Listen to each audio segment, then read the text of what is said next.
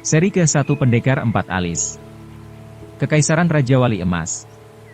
Bab 8, Pembalasan Dendam dan Musuh yang Tangguh.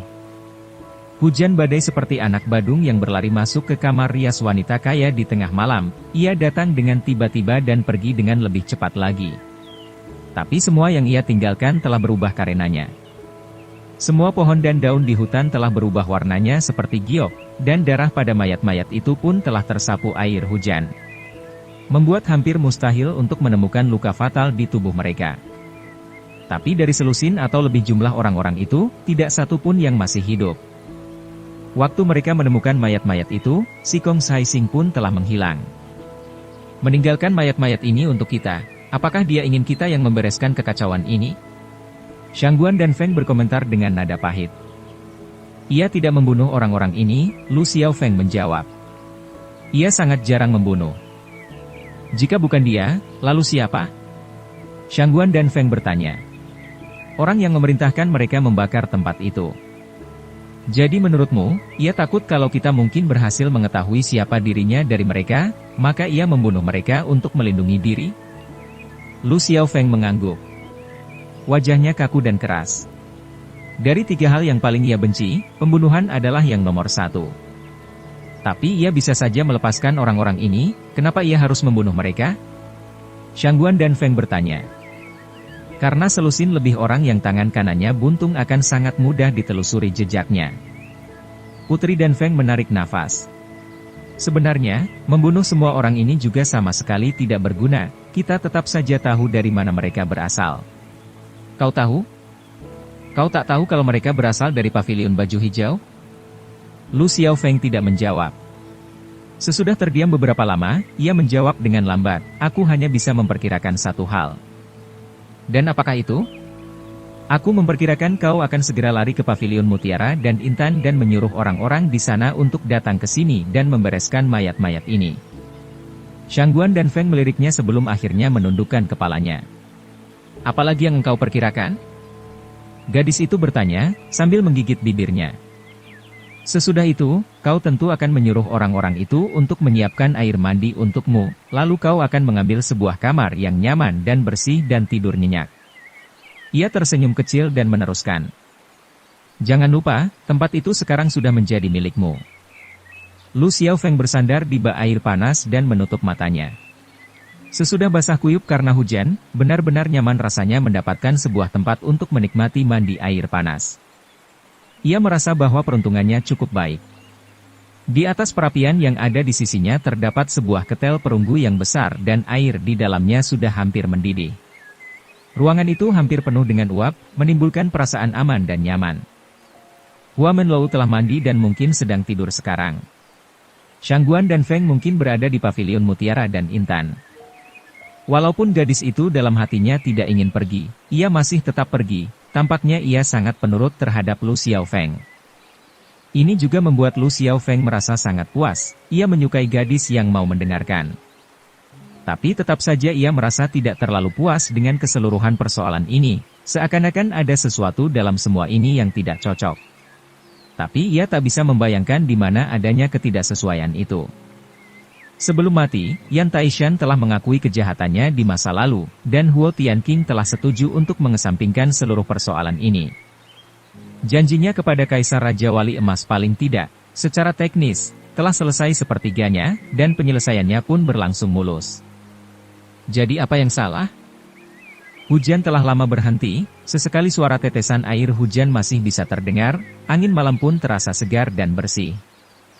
Lu Xiaofeng menarik nafas dan memutuskan bahwa ia harus menghentikan pikiran-pikiran gila ini dan belajar menjadi orang yang tahu kapan harus merasa puas.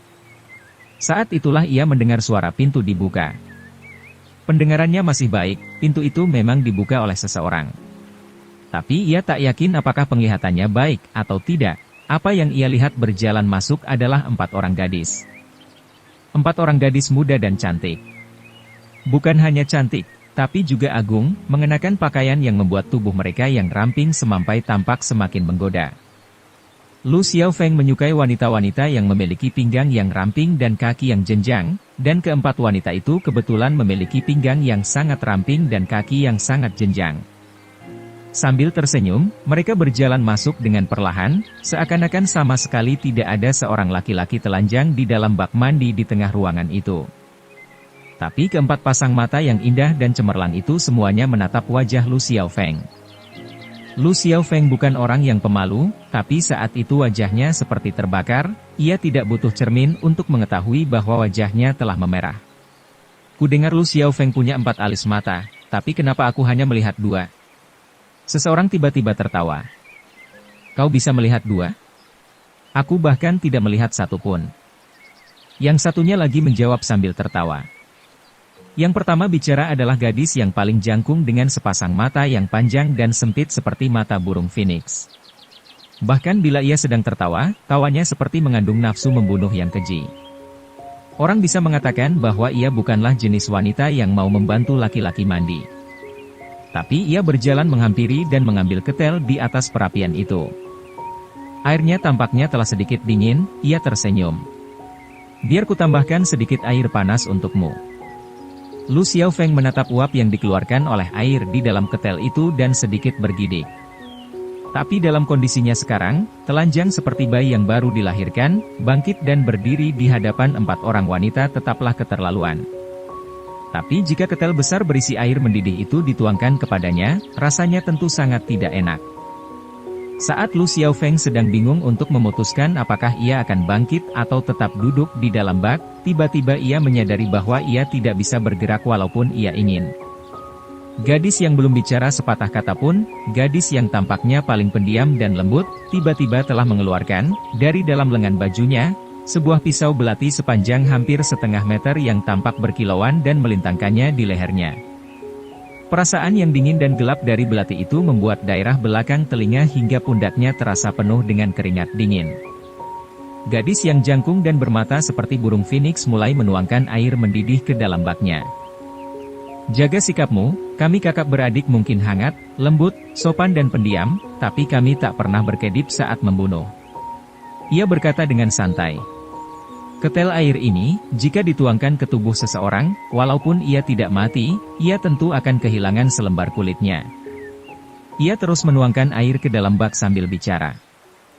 Air di dalam bak itu awalnya memang sudah cukup hangat, tapi sekarang pasti sudah cukup untuk membuat orang menjerit.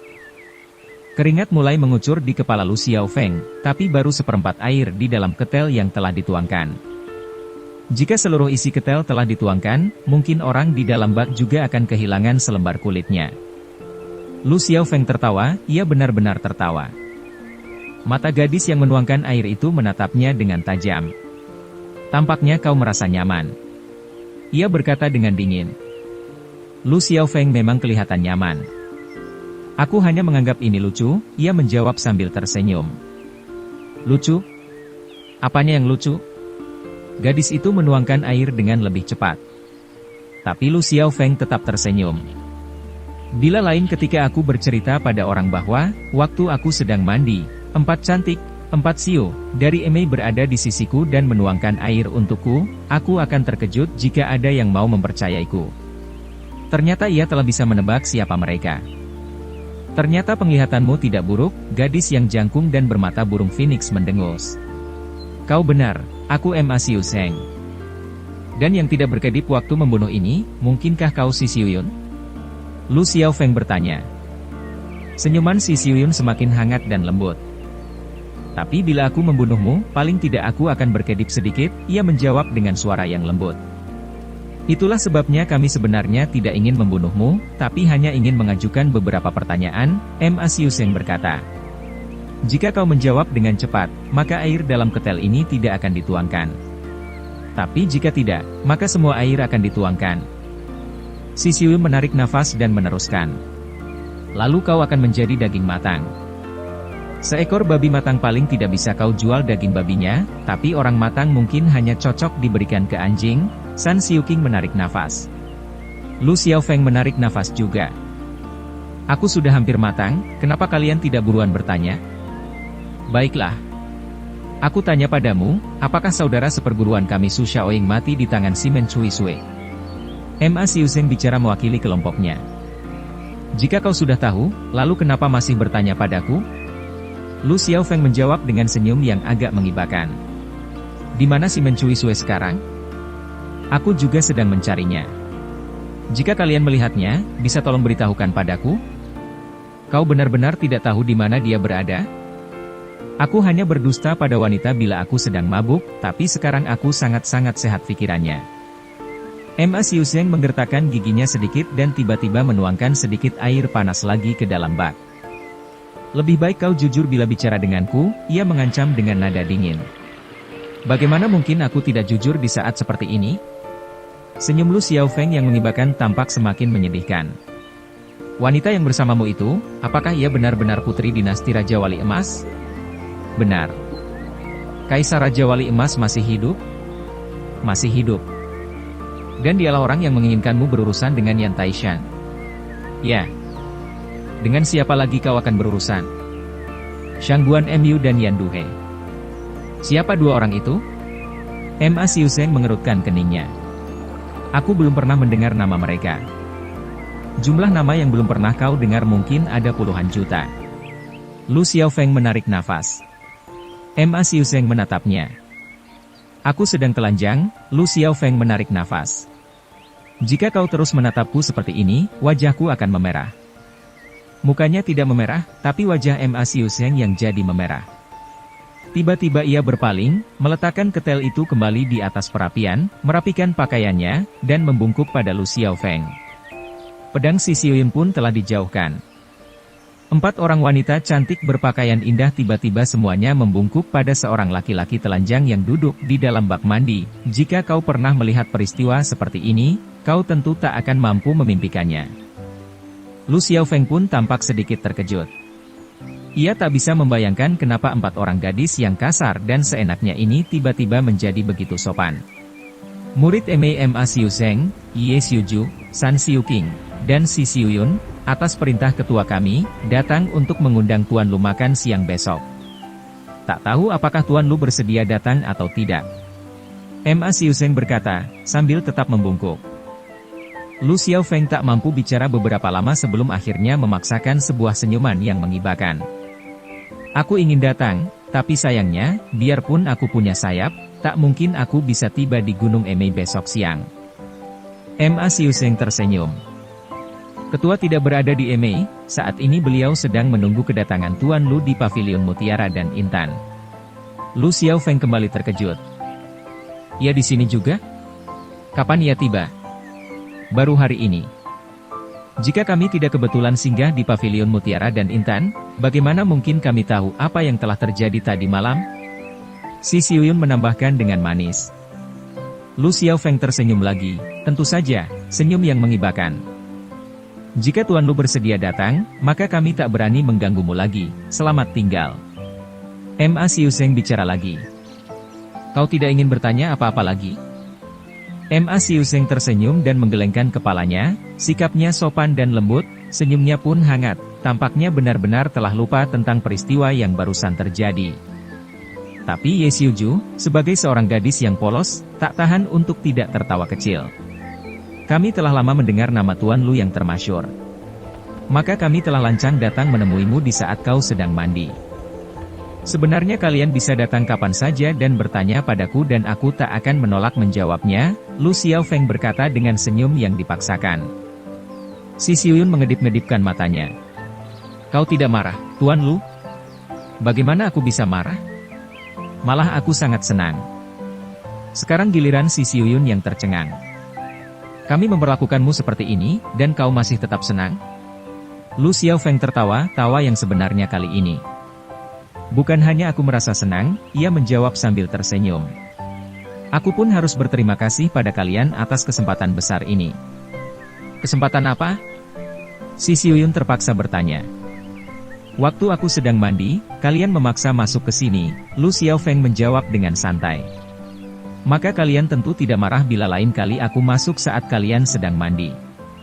Tidak setiap laki-laki di dunia ini mendapat kesempatan seperti itu, bagaimana aku tidak senang? 4 cantik dari Emei itu memerah wajahnya. Tiba-tiba mereka semua berbalik dan berlari keluar melalui pintu. Baru sekarang Lu Xiaofeng bisa menarik nafas dalam-dalam. Tampaknya, mulai sekarang aku harus memakai celana bila sedang mandi, ia bergumam pada dirinya sendiri. Tempat Lu Xiaofeng mandi itu adalah sebuah dapur, di luarnya ada sebuah halaman kecil, di halaman itu berdiri sebuah pohon ginkgo. Malam dingin dan sepi, bulan yang semakin besar tampak seolah-olah tergantung di dahan pohon dengan embun di dedaunan menghalangi dan menggantikan bayang-bayang bulan. Dalam bayangan pohon, ada seseorang yang berdiri di sana, tegak tak bergerak, jangkung, berpakaian putih seperti salju, dengan pedang berbentuk aneh tersandang di punggungnya dalam sarung berwarna hitam pekat. Saat empat cantik dari Emi keluar dari pintu, mereka segera melihatnya. Sekali seseorang memandang orang ini sekilas, maka ia tentu akan bergidik dan perasaan dingin akan mengalir dari jantung hingga ke kuku jarinya. Simen Cuisue. Ma Xiuseng menjerit. Simen Cuisue menatap mereka dengan dingin, dan mengangguk perlahan. Kau yang membunuh Su Shaoying? Ma Xiuseng bertanya dengan marah. Kalian ingin balas dendam? Kami memang sedang mencarimu, Ma Xiuseng mendengus. Tak kukira kau malah berani datang kemari. Mata Simen Cuisue tiba-tiba mulai berkilauan, berkilat-kilat menakutkan. Aku biasanya tidak membunuh wanita, tapi wanita seharusnya tidak berlatih pedang, Simen Cuisue menjawab dengan dingin. Yang berlatih ilmu pedang bukanlah wanita. Kentut! Si Suyun balas berteriak dengan marah. Kenapa kalian semua tidak menghunus pedang dan segera kemari? Wajah Simen Cuisue menjadi gelap. Tidak perlu kami semua menghadapimu, cukup aku saja yang membunuhmu. Si Suyun berseru. Ia tampaknya gadis yang paling tenang dan baik, tapi kenyataannya perangainya malah yang paling tidak sabaran. Sepasang pedang pendek yang ia gunakan adalah senjata warisan jago pedang wanita di zaman dinasti Tang, Nyonya pertama Sangong. Saat ia berteriak, pedang pun telah berada di tangannya. Kilauan pedang naik turun seperti naga di langit dan menyambar seperti kilat ketika ia dan pedangnya menyerbu ke arah Simen Cuisue. Tahan, tiba-tiba seseorang berkata dengan lembut. Saat kata-kata itu diucapkan, orangnya pun telah muncul. Saat Si Siyun menyerang dengan pedangnya, tiba-tiba ia menyadari bahwa tak satu pun pedangnya yang bisa digerakkan, kedua pedangnya telah terjepit di antara jari-jari orang yang baru muncul itu. Ia tidak melihat gerakan orang ini tadi, ia berusaha menarik pedangnya, tapi pedang itu seakan-akan telah berakar di jari-jari tangan orang tersebut. Tapi ekspresi wajah orang ini tetap damai, bahkan ia sedang tersenyum. Tapi wajah Si Siyun telah memerah karena marah. Tidak kusangka Simen Cuisue membawa kaki tangan, ia tertawa dingin. Kau kira ia kaki tanganku? Simen Cuisue membalas dengan dingin. Memangnya bukan? Simen Cuisue tertawa dingin dan tiba-tiba bergerak. Sekilas cahaya terang seperti kilat berwarna pelangi terlihat sebentar, lalu menghilang. Simen Cuisue telah berputar dan pedang pun kembali ke sarungnya. Jika ia tidak bergerak, kau akan seperti pohon ini sekarang, ia berkata dengan dingin. Si Siyun baru saja hendak bertanya tentang pohon itu, tapi, sebelum ia membuka mulutnya, tiba-tiba ia menyadari bahwa pohon itu sedang tumbang. Ternyata setelah kilatan pedang sekilas itu, pohon tersebut, yang diameternya begitu besarnya hingga sebesar pelukan orang dewasa, sudah terbelah dua. Pohon itu tumbang, dan Simen Cuisue pun menghilang. Ekspresi wajah Si Siyun pun membeku. Di dunia ini, bagaimana mungkin ada jurus pedang seperti itu? Demikian cepatnya. Ia hampir tidak mempercayai matanya sendiri. Pohon itu hampir roboh menimpa orang di hadapannya waktu orang itu berputar, mengangkat tangannya, dan mendorong dengan perlahan. Pohon itu pelan-pelan roboh ke atas tanah di hadapannya. Ekspresi wajah orang ini masih sangat tenang dan menampilkan senyuman hangat yang sama. Aku bukan kaki tangannya, ia berkata dengan lambat. Aku tak pernah membantu orang membunuh. Wajah Si Siyun yang pucat berubah merah lagi.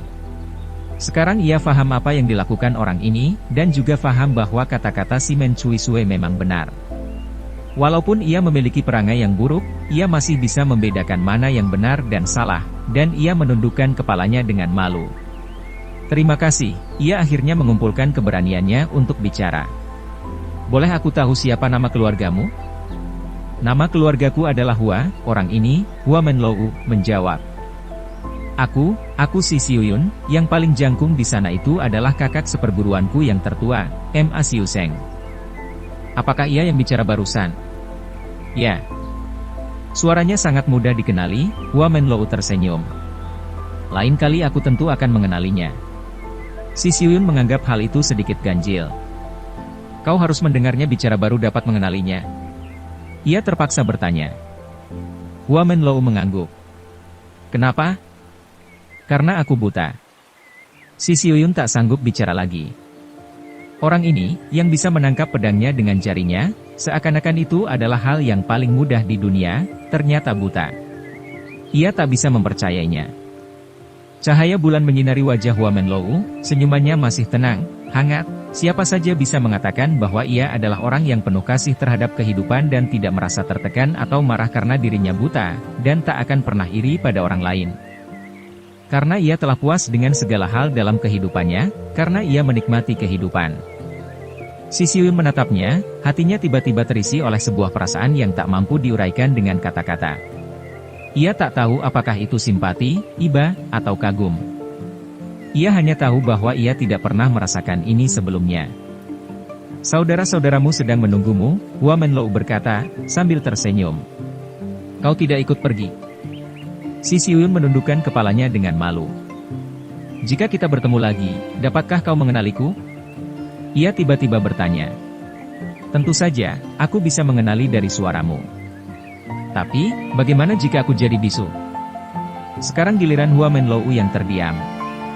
Tak ada orang yang pernah menanyakan itu sebelumnya, dan ia tak pernah membayangkan bahwa akan ada orang yang menanyakannya. Ia sedang bingung bagaimana harus menjawab waktu tiba-tiba ia menyadari bahwa gadis itu berjalan menghampirinya dan menggenggam tangannya.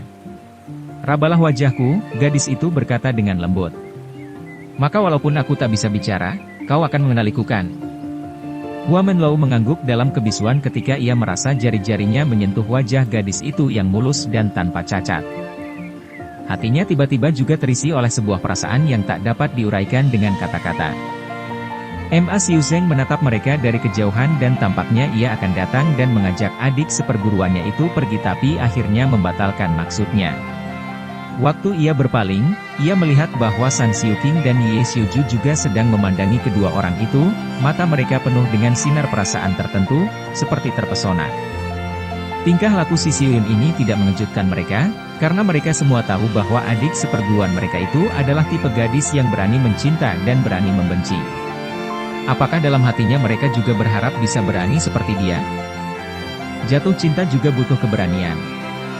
Si Xiuyun telah pergi, mereka semua telah pergi, 4 gadis muda dan cantik itu datang seperti angin dan pergi juga seperti angin. Tidak ada yang bisa menduga kapan mereka akan datang dan kapan mereka akan pergi.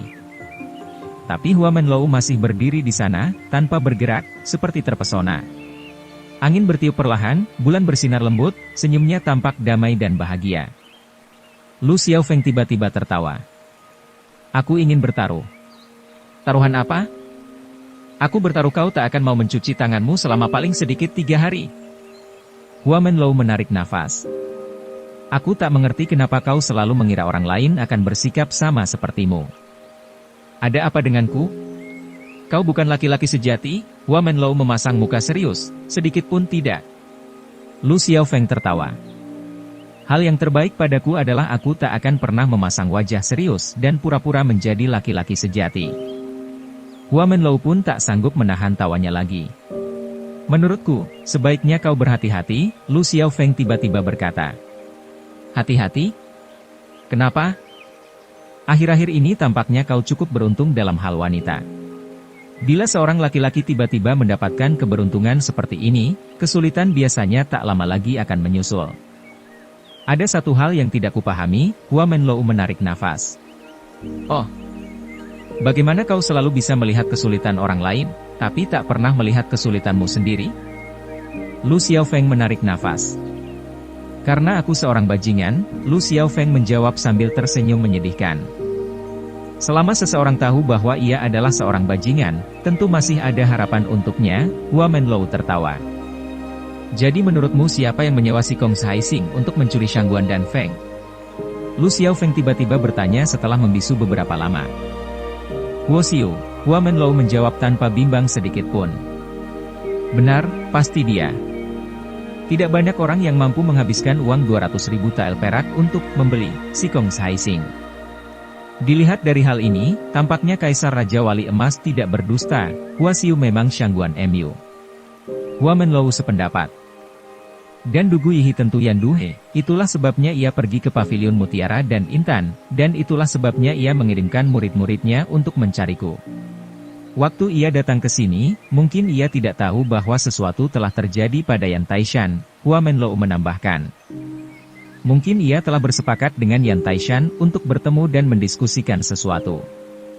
Mungkin sekali. Dan masalah yang akan mereka diskusikan itu mungkinkah berkaitan dengan Kaisar Raja Wali Emas? Juga sangat mungkin. Dan ia mengirimkan 4 cantik dari Emei untuk bertanya-tanya padaku, berarti ia mengakui hubungannya dengan Kaisar Raja Wali Emas. Jadi menurutmu seharusnya ia tidak bersikap seperti ini. Kita tidak punya bukti bahwa ia adalah Yan Duhen, dan ia pun tak perlu mengakuinya, kecuali kalau ia telah punya rencana untuk membuatmu berhenti ikut campur dalam urusan orang lain. Lu Xiaofeng mengangguk dengan lambat. Kecuali kalau ia telah punya sebuah rencana yang sangat bagus. Rencana-rencana terbaik selalu sama. Tentu saja, bila seseorang telah mati, ia tak bisa ikut campur dalam urusan orang lain lagi. Jadi menurutmu ia telah memasang perangkap di sana dan menunggumu terjebak? Ia tidak perlu memasang perangkap apapun, Lu Xiaofeng memaksakan sebuah senyuman. 49 jurus, golok dan pedang bersatu padu, miliknya itu mungkin sudah cukup untuk membuatku berhenti ikut campur dalam urusan orang lain. Menurut kabar angin, di antara 7 ketua sekte pedang utama di dunia saat ini, kungfunya adalah yang terbaik, karena selain ia telah menguasai kungfu Emei luar dan dalam, ia juga telah banyak mempelajari ilmu-ilmu aneh dan tangguh yang belum pernah dilihat orang dimainkan olehnya. Lu Xiaofeng tiba-tiba melompat bangkit. Mari kita pergi. Kemana? Pavilion Mutiara dan Intan, memangnya kemana lagi? Pertemuan direncanakan besok siang, kenapa kita harus pergi sekarang? Lebih baik datang cepat daripada datang terlambat. Kau mengkhawatirkan Shangguan dan Feng. Orang seperti Dugu Yihi tak akan berbuat apa-apa pada seorang gadis. Lalu siapa yang engkau khawatirkan? Simen Cui Sui. Ekspresi wajah Hua Menlou pun berubah. Benar. Jika ia tahu bahwa Dugu Yihi ada di pavilion Mutiara dan Intan, ia tentu pergi ke sana sekarang. Aku khawatir kalau ia mungkin tak mampu menghadapi golok dan pedang bersatu padu milik Dugu Yihi, Lu Xiaofeng menjelaskan. Dengan kemampuannya, seharusnya kita tak perlu mengkhawatirkan dia. Tapi ia terlalu angkuh, keangkuhan bisa menimbulkan kesalahan, kesalahan bisa menyebabkan kematian. Aku tidak menyukainya, Hua Menlou menarik nafas. Tapi aku harus mengakui bahwa ia memang pantas bersikap angkuh.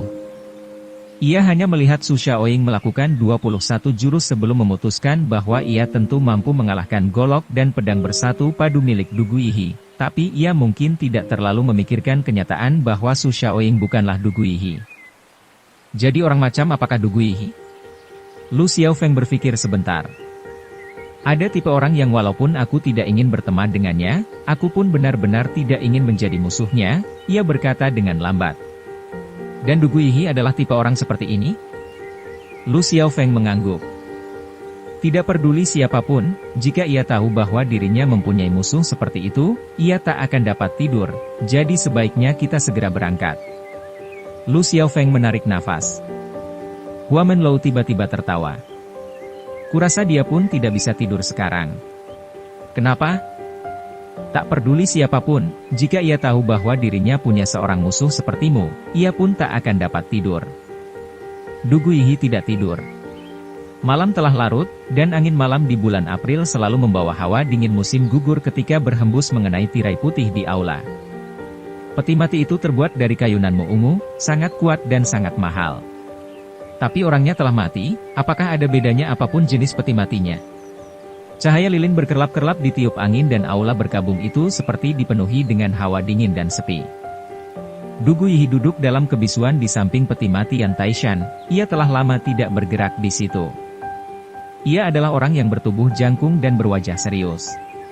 Tubuhnya masih tegak seperti di waktu mudanya dulu, dan rambutnya yang kaku seperti jarum pun masih berwarna hitam legam. Hanya saja keriput di wajahnya telah banyak dan dalam, bila kau perhatikan wajahnya baru kau akan tahu bahwa ia memang seorang laki-laki tua. Saat itu, di wajahnya yang serius dan tegas, tampak bayang-bayang kesedihan dan kesepian. Apakah ini karena ia sudah seperti orang mati dan faham betapa sedih dan menakutkan kematian itu sebenarnya? Di belakangnya tiba-tiba terdengar serangkaian langkah kaki yang sangat ringan. Ia tidak berpaling, tapi tangannya telah mencengkeram gagang pedangnya. Pedangnya lebih tebal dan besar daripada pedang rata-rata dengan badan pedang yang sangat panjang dan lebar. Pedang itu terbuat dari perunggu dan dipoles berkilauan, tapi sarungnya sangat tua dan kotor dengan sebuah simbol 8 diagram kecil terukir di atasnya, melambangkan bahwa ini adalah pedang ketua sekte Emei. Seseorang berjalan dengan perlahan menghampirinya dan berhenti di sampingnya. Walaupun ia tidak berpaling untuk melihat, ia tahu bahwa ini adalah Huo Tianqing. Ekspresi wajah Huo Tianqing pun sangat sedih, sangat muram. Selain dari baju hitam di sebelah dalam, ia mengenakan sebuah pakaian berkabung warna kuning, menunjukkan bahwa hubungannya dengan jenazah itu adalah sangat istimewa. Du Guiyi belum pernah melihat pemuda yang angkuh dan kekar ini sebelumnya, ia bahkan belum pernah datang ke tempat ini. Huo Tianqing berdiri di sana, di sisinya, selama beberapa saat sebelum tiba-tiba bicara. "Masih belum tidur, Ketua?" Du Guiyi tidak menjawab. Karena ini adalah pertanyaan yang tidak perlu dijawab. Jika ia berdiri di sini, maka tentu saja ia masih belum tidur. Kedudukan dan kemasyhurannya membuatnya berhak untuk tidak menjawab pertanyaan seperti ini. Tapi Huo Tianqing meneruskan. "Ketua belum pernah ke sini sebelumnya?" "Belum.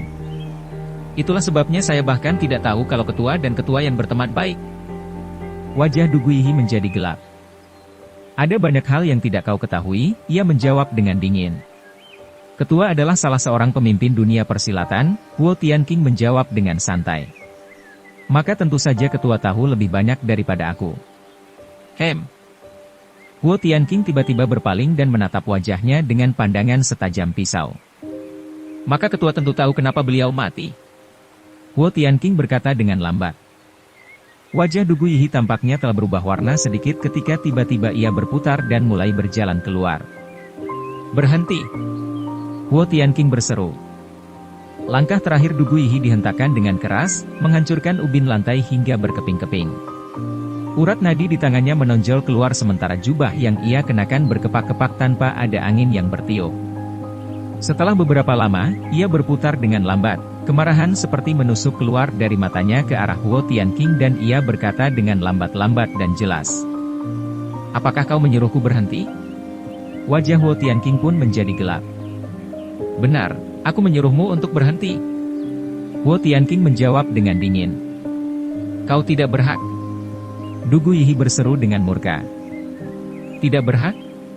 Dilihat dari usia, aku memang tidak sebanding denganmu," Huo Tianqing mendengus. "Tapi jika dilihat dari posisi dan tingkatan, maka Huo Tianqing tidak lebih rendah daripada Du Guiyi." "Posisi dan tingkatan apa yang engkau punya?" Du Guiyi berseru dengan marah. "Aku tahu kau tidak mengenalku, tapi kau tentu mengenali jurus ini." Ia berdiri berhadapan muka dengan Du Guiyi, lalu tiba-tiba ia memutar pinggangnya ke kanan dan mengembangkan lengannya. Phoenix mengembangkan sayapnya, dua jari di tangan kirinya ditekuk seperti paruh burung Phoenix ketika menusuk ke kepala Du Guiyi.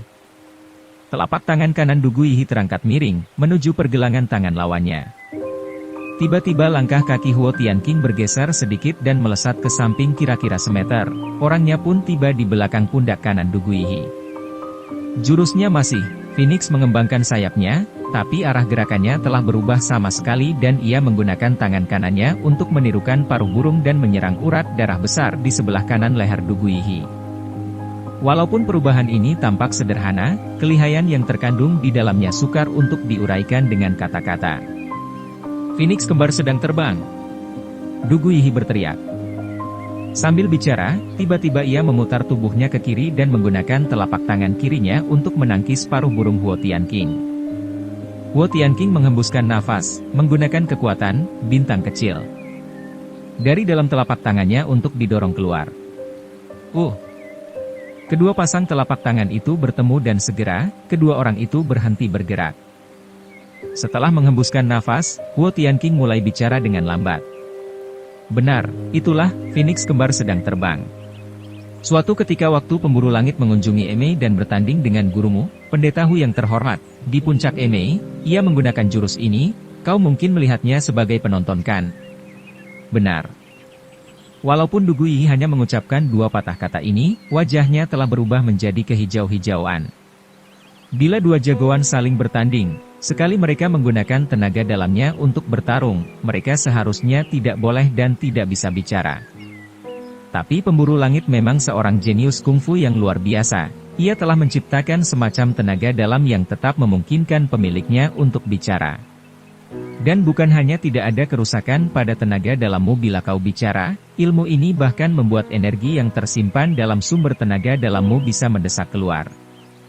Tenaga dalam Huo Tianqing dipelajari di bawah bimbingan si pemburu langit sendiri, dan saat itu, ia berencana menggunakan keuntungan ini untuk mengalahkan Du Guiyi. Jago kungfu biasa, bila menghadapi jurus ini, akan berputar ke kanan dan menggunakan telapak tangan kanan mereka untuk menangkis serangan ini, Huo Tianqing meneruskan. Tapi pendeta Hu memang hebat, ia malah menentang kebiasaan ini dan menangkisnya dengan telapak tangan kirinya. Kau tahu mengapa? Jika kau menangkis dengan telapak tangan kananmu, walaupun hal itu lebih cepat, pilihan untukmu hanya tersisa pada apa yang bisa engkau lakukan, tapi jika kau menangkis dengan tangan kirimu, maka masih ada energi dan kekuatan yang tersisa yang memungkinkan dirimu untuk berubah dan beradaptasi sesuai dengan keinginan. Du Guiyi tidak ingin menjawab, tapi ia pun tidak ingin memperlihatkan kelemahannya. Baru saja ia bicara sampai di situ, tiba-tiba ia merasa seakan-akan ia tak sanggup mengatur pernafasannya dan terpaksa berhenti. Benar, itu karena pemburu langit harus berhenti sebentar untuk menghadapi gerakan seperti itu dan mengumpulkan hawa untuk adu tenaga dalam, untuk meniadakan pilihan baginya secara efektif. Bagaimana kau tahu tentang hal ini? Du Guiyi tiba-tiba berseru, seakan-akan ia tidak ingin mendengar pemuda itu bicara lagi. Karena pemburu langit adalah ayahku. Ekspresi wajah Du Guiyi berubah hebat. Pendeta Hu dan ayahku berasal dari generasi yang sama, kau mungkin tahu juga kan? Huo Tianqing berkata dengan santai. Wajah Du Guiyi berubah dari hijau ke putih dan kembali ke hijau lagi. Bukan hanya ia tak mampu bicara, ia benar-benar tidak punya apa-apa yang harus dikatakan. Kedudukan si pemburu langit di masa itu adalah di atas semua orang, mengatakan kalau dia dan pendeta Hu berasal dari generasi yang sama saja sudah memberikan pendeta Hu kehormatan yang luar biasa. Walaupun Du Guiyi adalah orang yang angkuh, ia tak bisa mengingkari tradisi dunia persilatan. Jadi sekarang seharusnya kau tahu siapa aku dan bagaimana posisiku, Huo Tianqing meneruskan dengan santai. Tapi aku masih punya beberapa pertanyaan untukmu. Du Guiyi menggertakkan giginya, sementara keringat mulai muncul di keningnya. Mengapa kau membuat Su Xiaoyu menukar namanya dan pura-pura menjadi seorang murid? Kau dan ketua yang tidak pernah berhubungan sebelumnya, kenapa kau tiba-tiba muncul tepat setelah ia mati? Hal ini tidak ada hubungannya denganmu. Aku tak boleh menanyakan ini? Kau tak berhak menanyakan hal ini. Jangan lupakan bahwa aku adalah bendahara dan pengurus tempat ini, Huo Tianqing mengingatkan Du Guiyi dengan dingin. Jika aku tak boleh menanyakan persoalan di sekitar tempat ini, lalu siapa yang boleh?